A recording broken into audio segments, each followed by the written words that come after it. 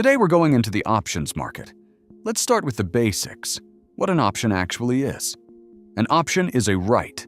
The right to buy or sell Bitcoin at a set price, up to a set date. You pay for that right up front. You can use it, but you don't have to. A bit like insurance, you pay a premium and you only get a payout if something happens. And now I have to be honest with you, most people who genuinely make money on options don't do it the way YouTube videos show it. They don't have a magic indicator. They didn't discover a secret strategy. They simply understand who is sitting on the other side of their trade. And that's what this episode is about. Because when you buy an option, someone has to sell it to you. And usually it isn't another investor like you. It's a dealer. A firm that trades options professionally. A dealer isn't betting on whether Bitcoin goes up or down. They want to stay neutral. So the moment they sell you an option, they immediately hedge, buying or selling Bitcoin to offset their risk. And here's the core of it. Those are real orders with real money. Dealers move billions. And when price moves, they have to fix that hedge, buy again, sell again, which means their hedging moves the price itself. The options market isn't a separate world sitting next to your chart. It helps build that chart. Options map shows you where this mechanism is strongest right now. What you're looking at is the entire Bitcoin options market in a single picture. The vertical axis is the strike.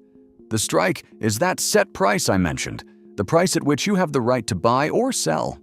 Higher prices at the top, lower at the bottom. The horizontal axis is the expiry. That's the expiration date, the day the option stops working. Nearest on the left, furthest on the right. Below each date you can see how many days are left. Every cell is one specific combination, this price, this date, and the color tells you what's happening there. The white dashed line running across is the current price of Bitcoin. That's your reference point. Everything above is a price higher than the market. Everything below is lower. The data comes from Deribit. Deribit holds roughly 85% of the world's Bitcoin and Ethereum options market. Practically that entire market sits in one place. And that's why this module covers Bitcoin and Ethereum. Those are the only two where the options market is genuinely liquid. Above the map you have summary, 6 numbers you start every session with. Spot is the current price, your 0 point, total OI or open interest. It's the most important concept in this module, so let me put it simply. Open interest is the number of all options that are currently open. Someone holds them. Someone is liable for them. It's not turnover. It's the market's standing exposure, calls and puts. Those are the two types of option. A call is the right to buy. A put is the right to sell. Remember those two words because they'll come back throughout this episode. P/C ratio is the number of puts divided by the number of calls. And here's the important part. A high P/C does not automatically mean the market fears a crash, because puts are very often bought as insurance. Someone holds Bitcoin and buys protection in case it drops. That's not a bet on a crash. That's an umbrella. Which is why, in FOCSAL, this tile is deliberately color neutral. We don't scare you with red where there's nothing to fear. Volume 24 hours is the number of options that changed hands in the last 24 hours. The difference is simple. Open interest tells you who is already positioned. Volume tells you who is stepping in or out right now. Expiries is the number of expiry dates you can see on the map. Below summary are the controls, 3 sets of buttons. The most important thing to understand, the map doesn't change. Same prices, same dates, same cells. What changes is what we paint it with. Think of it as putting different filters over the same photograph. Heatmap layer gives you 5 of those filters. Open interest, volume 24 hours, net gamma, AEV, and call/put imbalance. We'll go through each one. Below the buttons, and this is genuinely useful, there's a short explanation of the active layer. Change the layer. The description changes with it. You don't have to memorize anything. Side is the side of the market. Net is everything together. Calls is calls only. Puts is puts only. For 2 of the layers, this filter is switched off and you'll see side n/A. That's not a bug. Net gamma and call/put imbalance already compare both sides by definition, so splitting them wouldn't mean anything. Strike scope is the range around the current price, tight, standard, or wide. Tighter gives you sharper contrast near the market. Wider shows you more distant prices, but the color gets diluted. First layer, open interest. The brighter the sell, the more open options are sitting at that price and that date. Bright spots are walls. These are the levels where the market has already put its money, and those levels have real pull. Because the more options hang at a given price, the harder dealers have to hedge around it. Price starts to stick to them, especially as expiry approaches. Turn this layer on when you want to see the structure of the market, where its anchors are. Second layer, volume 24 hours.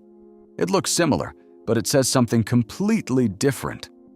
Open interest is the past that's still alive. Positions opened a week or a month ago. Volume is today. Options that changed hands in the last 24 hours. A sudden bright spot on volume that isn't on open interest means one thing. Someone is doing something there right now, opening a position or running from one. Turn this layer on when you want to know where conviction is today, not last week.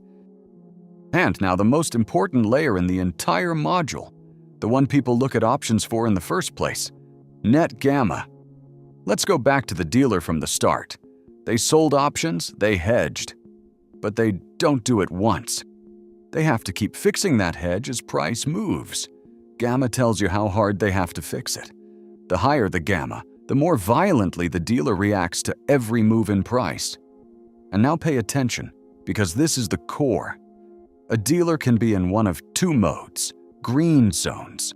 Here, dealers are positioned so that when price rises, they have to sell, and when price falls, they have to buy. So they work against the move. They break it. The effect? The market feels heavy, sluggish, glued in place. Breakouts fizzle out. Red zones, exactly the opposite. When price rises, dealers have to buy more. When it falls, sell more. So they push price the same way it's already going. They pour fuel on the fire. The effect? If price moves, it moves hard and fast. That's the difference between a market that breaks you and a market that catapults you. And where exactly is the border between those 2 modes? That level is called the gamma flip. I'll show it to you on the map in a moment. And a practical tip. Before you open a position, check which zone price is sitting in. Green near the price. Don't count on a quick breakout. Red near the price. Keep a tighter stop because moves will be sharp. Fourth layer, IV. That's short for implied volatility. Sounds intimidating, but it means something simple. How much the market is paying for protection at that price. High IV means an expensive option. Someone is afraid and pays more. Low IV means a cheap option. Nobody can be bothered to insure themselves. So this layer is simply a map of fear. Bright spots. That's where the market sees risk. Dark spots. That's where it's calm. Maybe even too calm. Fifth layer, call/put imbalance. It shows which way each individual sell is leaning. Green, more calls, the options giving the right to buy. Red, more puts, the options giving the right to sell. One note, so there's no confusion. This doesn't tell you who is buying and who is selling. It only tells you which type of option there is more of in that spot. How is it different from the P/C ratio in summary? P/C is one number for the whole market. Imbalance breaks it down per price and per date.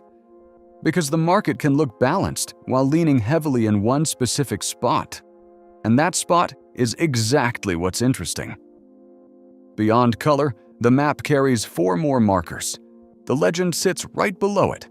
The white dashed line, current price. You know that one. White dots, max pain. That's the price at which For a given date, the largest number of options expire worthless. In other words, the spot where the most people make nothing. Historically, price tends to be drawn there as expiry approaches, precisely because of dealer hedging. It's not a law of physics, but it is a magnet worth knowing about. Purple dots, the gamma flip, that level I mentioned a moment ago.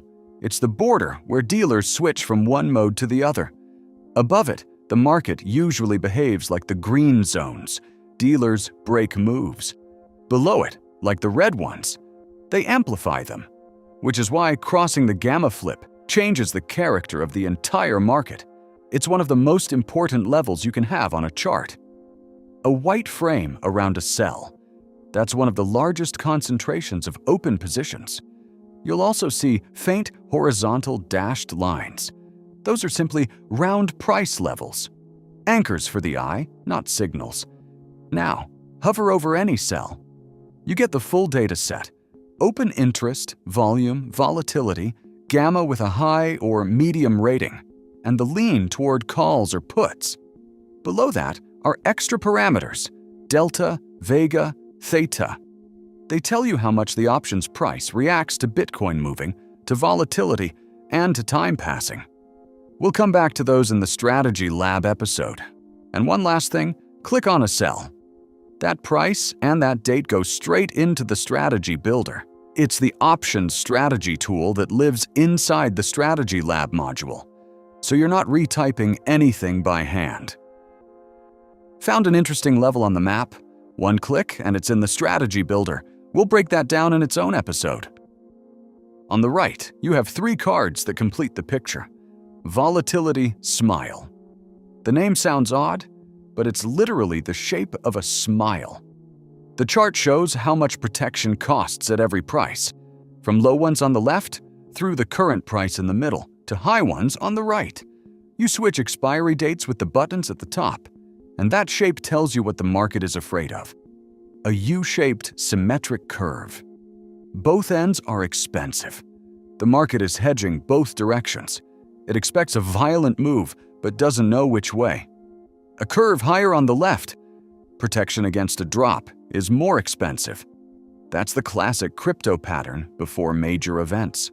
The market fears a fall. A curve higher on the right, upside protection is more expensive. The market is chasing a rally. A flat curve. The market has no opinion. Calm or indifference. The nearest expiry usually says the most about what's happening right now. Further dated ones smooth out the noise. Top concentrations. It's a ranking of the heaviest spots on the map. You don't have to hunt for the brightest cells with your eyes. You get them listed from the largest down. Per expiry annotations. It's a table giving you max pain and gamma flip for every expiry date. A ready-made list of levels to carry over to your chart. Sometimes next to the gamma flip, you'll see a dash. That means dealers don't switch mode anywhere in the selected price range. There's nothing to show. The question mark icon explains it right there. Let's put this together into one simple process. 4 steps. Step 1. Turn on open interest and see where the walls are. That's the structure of the market. Step 2. Switch to net gamma and check whether price is sitting in a green zone or a red one. That answers the question, will dealers break me or accelerate me? Step 3. Write down the gamma flip and max pain from the table on the right. Those are your levels for the chart. Step 4. Glance at the volatility smile. Is the market afraid of something or asleep? And all of that before you open any position at all. As in every module, and every element carries an eye icon. Click it and you get an explanation. What it is, how to read it, what signal it gives. And the star pins any element to your dashboard, so you don't have to open the whole module every time. At the bottom of the module, there's a How to Read the Options Map section. Expandable explanations of every concept, there whenever you need them. And that's the Options Map, a map that shows you where dealers will be forced to react before price even gets there. In the next episode, we take on market intelligence. It's the module that takes every layer of the market: futures, options, liquidity, institutional flow, and folds them into one verdict. No more guessing what it all means together. If you want to see the options map live, go to FOCSAL.com. Subscribe, and I'll see you in the next episode.